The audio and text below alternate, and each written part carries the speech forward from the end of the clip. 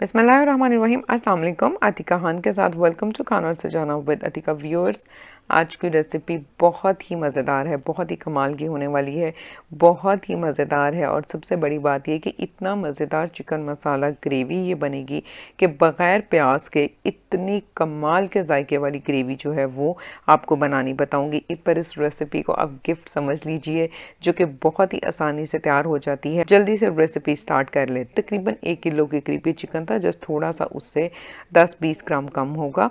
इसको हमने 1 table spoon के करीब लहसुन अदरक का पेस्ट लगाना है, 1 टीस्पून के करीब नमक, 1 टीस्पून लाल सुर्ख मिर्च का पाउडर, 1 टीस्पून सूखा धनिया पाउडर, 1 टीस्पून गरम मसाला पाउडर, 1/4 टीस्पून हल्दी और 1/4 टीस्पून ही इसको पेपरिका पाउडर हम लगाएंगे।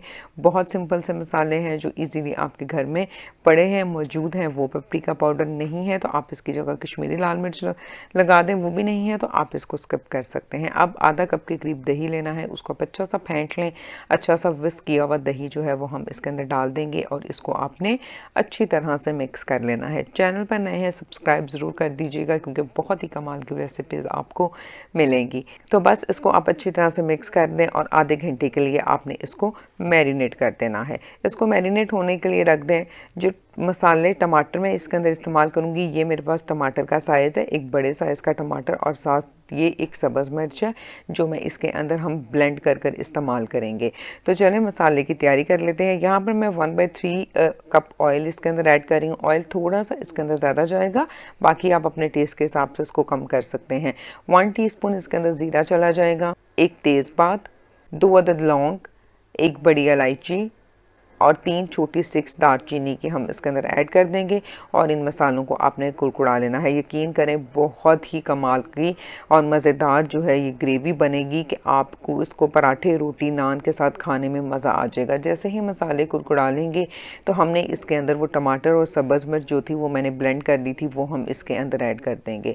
इसके अंदर ऐड करने के बाद 4 से 5 मिनट तक आपने इसको टमाटर को ज़रा अच्छा सा भून लेना है। जैसे ही टमाटर भुन जाएगा, मैरिनेट किया हुआ चिकन हमने इसके अंदर ऐड कर देना है। और साथ ही वो बॉल जिसके अंदर मसाला डाला हुआ था उसमें भी हम थोड़ा सा पानी डालकर इसके अंदर ऐड कर देंगे। तकरीबन आधा कप के करीब मैंने पानी ऐड किया था ताकि मसाला सारा अच्छे से इसके अंदर चले जाए। बस अब आप इसको अच्छी तरह से मिक्स करें।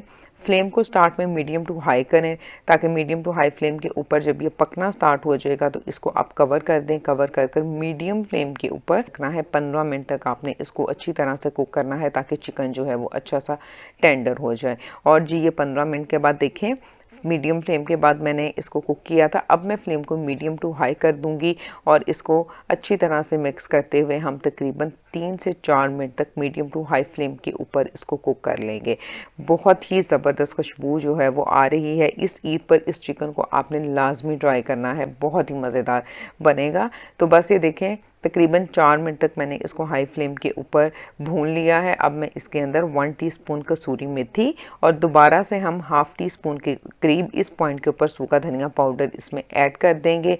बहुत ज़बरदस्त आपको खुशबू देगा ये। आपने इस बिल्कुल इसी तरह से इंग्रेडिएंट्स जो है वो ऐड करने हैं। बस इसको आप अच्छा सा मिक्स कर दें, इसको कवर कर दें और मीडियम टू लो फ्लेम के ऊपर हम इसको 3 से 4 मिनट तक पका लेंगे। और ये देखें 4 मिनट के बाद माशाल्लाह से बहुत ही मज़ेदार चिकन जो है वो मेरे पास रेडी हो चुका है। इसकी ग्रेवी आप चेक करें, इसका टेक्सचर देखें, बिल्कुल मैंने इसमें प्याज ऐड नहीं किया और कितना ज़बरदस्त जो है वो इसका कलर आया है। खुशबुएं माशाल्लाह बहुत ज़बरदस्त आ रही हैं।